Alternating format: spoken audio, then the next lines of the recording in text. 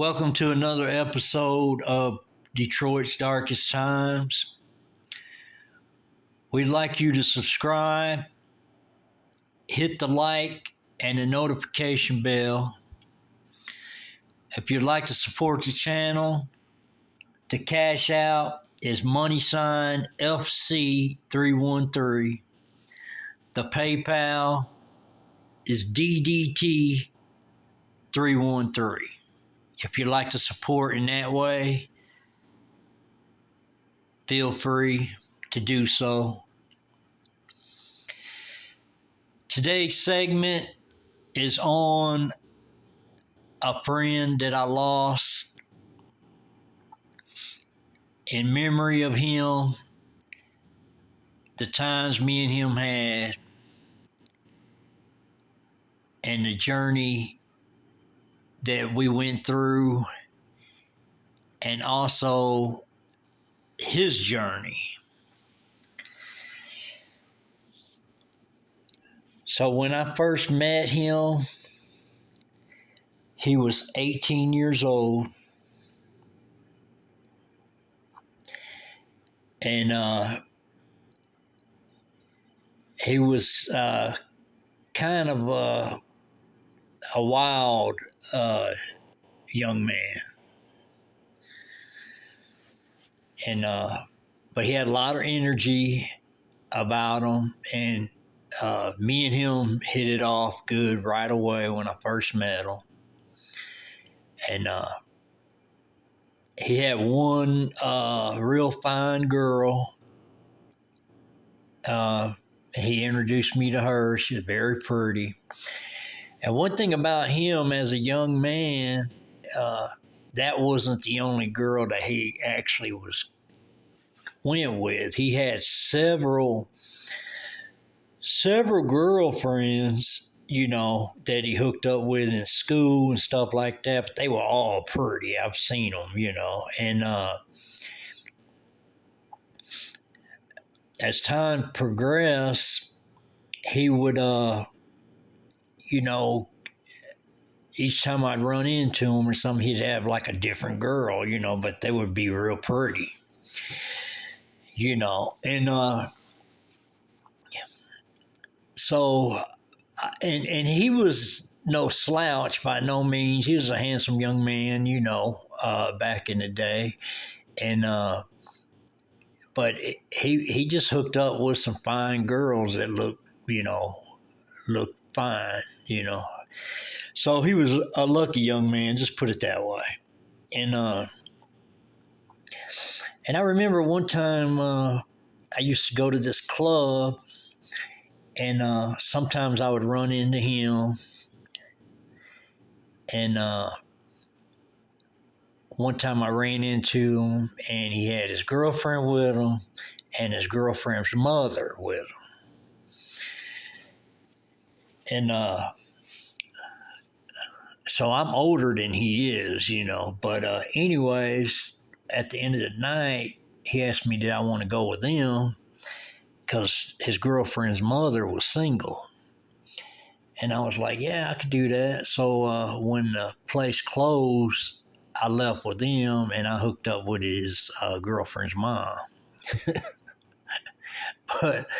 And she was a nice lady also. But that's just some of the, some of the stuff that we did, like a spur of the moment kind of deal. And, but I actually went with them and then stayed the night over there at her house. And then after that,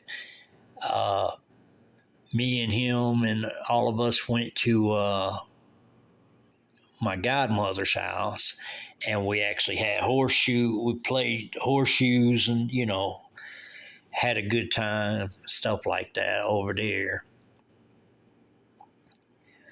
But one thing about him is he had a lot of energy, and like I said, he was a wild kind of cat, at a young age. And he actually lived with his grandparents, and his story is he told me that when he was a young man, his dad had shot himself and he killed himself. So he said, that bothered him and stuff like that at the beginning, but he said he got past it. But whether he really did get past it, I don't know, because the reason I say that, because the incidents I seen as years passed with him just had me concerned that, something was probably bothering him, that even though he did share it with me about his dad, something could have been bothering him inside that he just couldn't shake. You know what I mean? Because anyways, he's a good guy. I got along with him good. I gave him rides to different places. He gave me rides to different places. We partied together plenty of times and things like that. And I'm talking years back, but, he was all right. He just, he never got in trouble around me. I think it could have been just who he was running with, to be honest with you. But he was a wild dude. I ain't gonna say he wasn't. He was. He just had a lot of energy about him, and he was just. To me, he was a good person. I never had no issues with him. We always got along. We partied together. We went places together. I've been to his house many a times.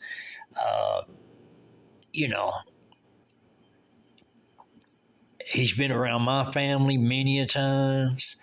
And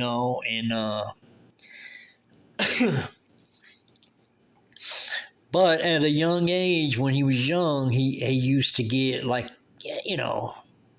21 and above. He started getting in trouble and stuff like that, and these are things I would just hear about, and or he'd tell me about them when I'd run into him or whatever. But he used to get in a lot of incidents, and and it was mainly just 20-something-year-old issues that some guys get into, uh, whether it be DUI or, whatever, things of that nature, just 20-year-old things that some guys get in trouble doing, with the law and stuff like that. But whatever happened with him at a young age, his grandpa, because like I said, he lived with his grandma and grandpa, and they're real good people. And they would, go bail him out every time he got in trouble with, with the law or whatever. His grandpa knew the boss man at the police department, and I'm talking years back. And sometimes he'd just go up there and talk with, the boss man, and sometimes he could just get get rid of some stuff, but then sometimes he couldn't. He would have to, get a lawyer and all that. But no matter what he did, he paid money to take care of his grandson. You know what I mean? Which I would say anybody would do that, would take care of their grandkids, you know what I mean, if they got in trouble or whatever. But this is just things that took place as he was a young man. He used to get in trouble a lot. And then, sometimes his grandpa could talk with the boss man and, get him out of some things, And, but these might be, if I want to be correct when I'm telling the story and stuff like that. I think the times that he talked to the boss man at the police department, I do believe that this guy was under 18. You know what I mean? He might be 17 or something like that.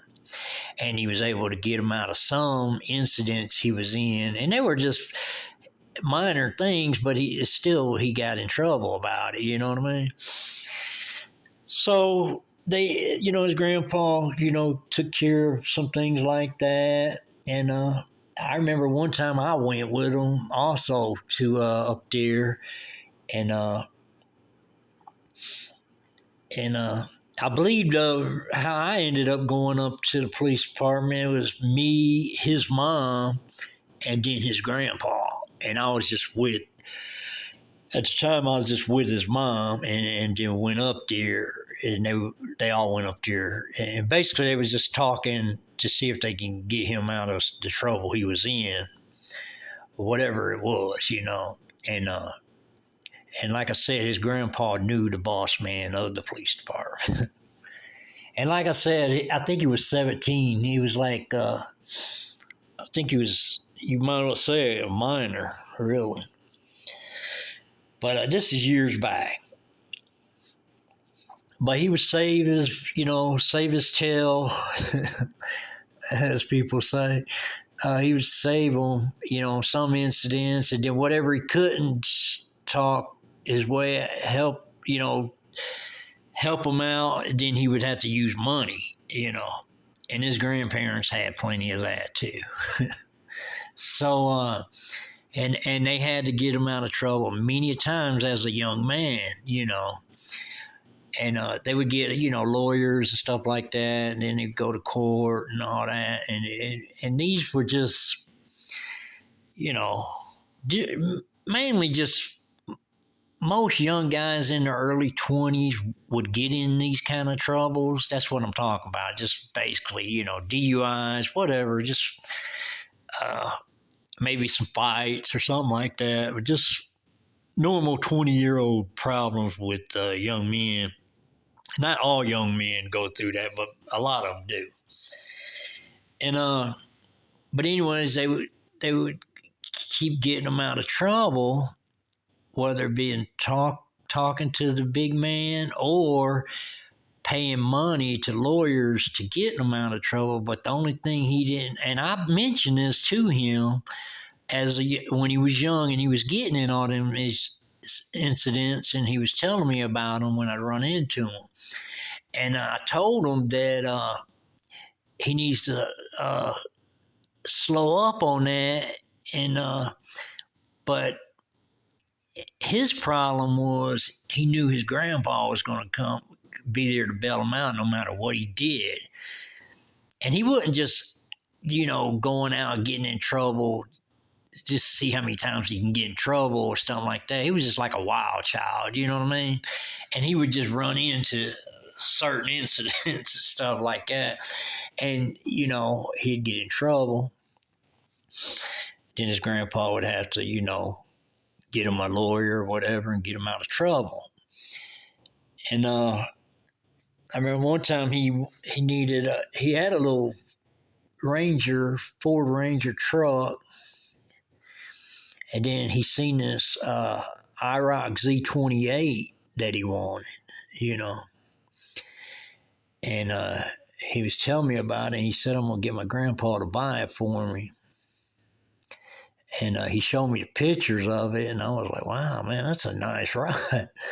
But anyways, his grandpa did go with him to look at it, and his grandpa did buy it for him. And it was a sharp ride, IROC Z28. But anyways, his grandpa did a whole bunch of stuff for him, because he basically treated him like he was his son, because he was his grandson. But, you remember I told you his dad passed away by shooting himself. That's the story that he told me, and so he, ended up staying with his grandma and grandpa, and they just took care of him like he was their kid, you know what I mean? But they built him out so much that, I know any grandparent's going to, take care of their grandkids regardless, but he had got in so much trouble. And like I was saying, I told him that, he was, if he doesn't straighten up, he's going to end up going to jail for a long time. And then he was like, "What are you talking about?" And I said, "Well, man, check this out. All the times you're getting in trouble, even though your grandpa's getting you out of the trouble and he's, getting your lawyer and all that, I said, this is still on your record. So I said, it's just piling up on you from, getting in a whole bunch of different scenarios and stuff like that. I tried to tell him, when he was a young dude. And, and, but, anyways, as time passed, stuff like that, he done built himself up a record, as far as with the law. And then he finally got in some more trouble, and his grandpa got him a lawyer and stuff, but there wasn't no saving his butt after that. Because when he went, and I told him this like some years before this actually happened. So he really had a chance to clean his shit up if he wanted to, but he was just a wild child. He's a good dude, and he just always ended up getting in trouble at a young age in his early 20s. But anyways, he went to court that last time, and even though he had the lawyer and all that, they sent him to jail, and he had to do a good amount of time, and what they did, they went by his record and then what he was being in trouble for that time, and just seen that, this guy just keeps getting in trouble. So in a way, I know any grandparent's gonna, take care of their grandkids and be there for them, but in a way, I felt like his grandpa was going overboard as far as bailing him out every time because he didn't have no experience on bailing his own self out of trouble. Now, if he'd had to bail his own self out of trouble a couple times, he might not have been so quick to get into trouble. You see what I'm saying? But he was my partner, and me and him got along good and stuff like that. But this is just the journey that he went down, And then so he went to jail for a while. Then he gets out. He spends time with his kids. And gets straightened up, a little bit. And he stays out of trouble for a good period of time. But he's out of trouble for a good period of time. But then, as time passed, he's got a guy with him. I don't know what guy he had with him. This is just a story I heard from his, I believe his mom told me. And he had some guy with him, and then the guy had a gun in the car, handgun. And at that time, especially for him, he was, I think he was on probation or whatever. And he was out of jail, but he was on probation. Or it might have been parole. I think it was parole. And then he had a guy with him, and the guy had a gun. And so the police were getting ready to pull him over. And this is the story his mom's telling me. And they're close by his grandparents' house. But the police are, behind him, getting ready to pull him over. And then the guy tells him he has a gun in the car, and he knows that he ain't supposed to be around no firearms or something. So he gets out and takes off running, but they catch him. And then they arrest him. And I do believe his mom told me at that point, and but prior to all that, prior to him doing the first amount of time in jail, prior to that, me and him, here and there, we, hung out together, partied together, gave each other rides and things of that nature, and me and him always got along, you know what I mean? And, but now a lot of different people didn't like him, and then he had like issues with other guys that he got in fights with and all that. That's a whole another scenario, another ball game. But anyways, dude just was one of them cats that just ended up getting in trouble a lot when he was in his 20s.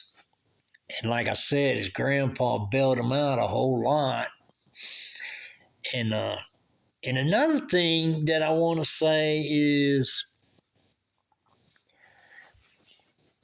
I think if he would just had to bail himself out a couple times, it probably would have put the brakes on a little bit of him getting in trouble. But I don't think he was just out there trying to get in trouble. I just think if something came up, it's like, say, some guy tried to start something with him or something, it was really going to be on, because he was that type of guy. He wasn't going to, try to just walk away from an incident or, calm the situation down or anything like that. He was just, full force on whatever came his way. You know what I mean?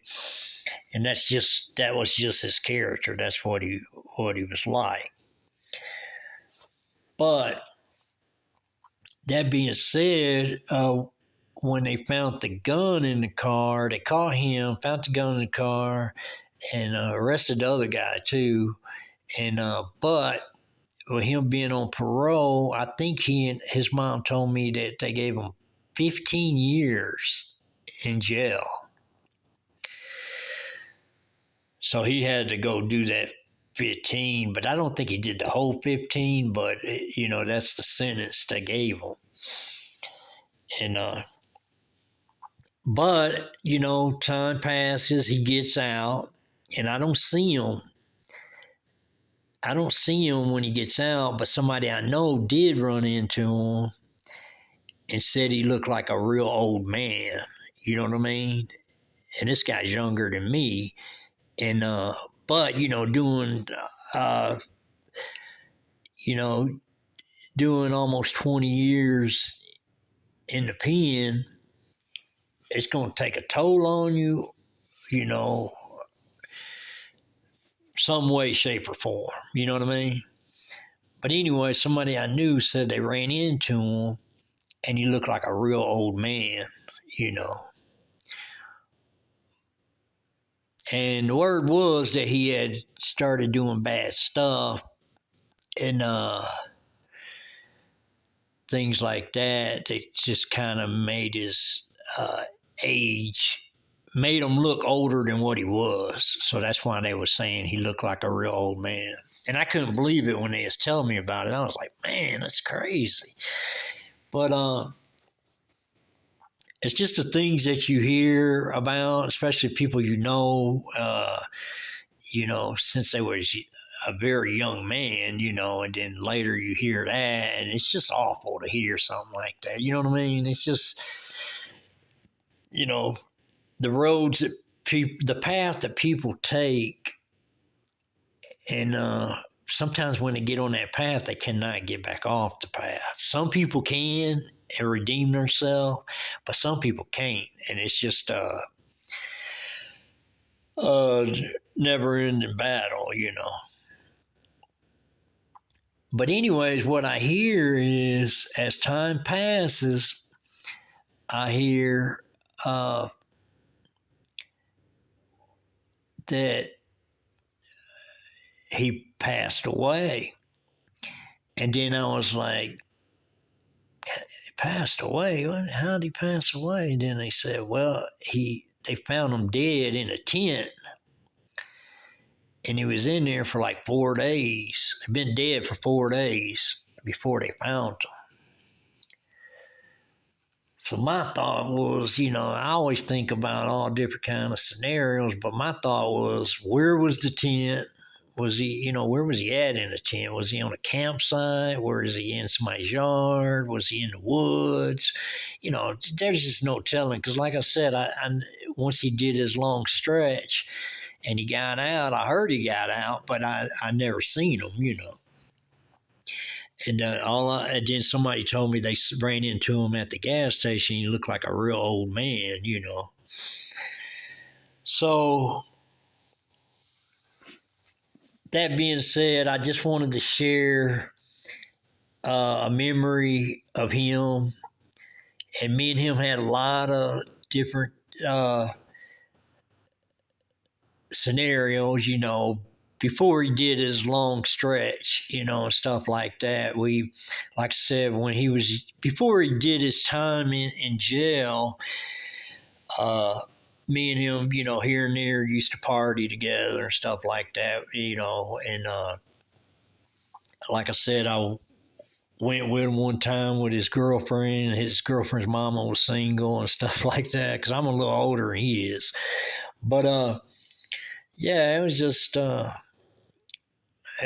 some journey that we went down, and there's a lot more stories with him, and I could probably do another segment on it separately from this, but this was just in memory of him, and me and him has always got along, and I've known him since he was a very young man, and I hate to hear about his demise and things like that, but it's just another part of my story, another part of my journey, and just remembering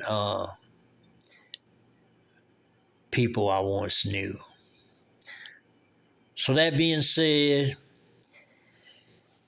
if you make it count when you spend time with your friends or your family or anything like that, because nobody's promised tomorrow. Enjoy your time together. Happy holidays to everybody. And this is Detroit's Darkest Times, and we're out.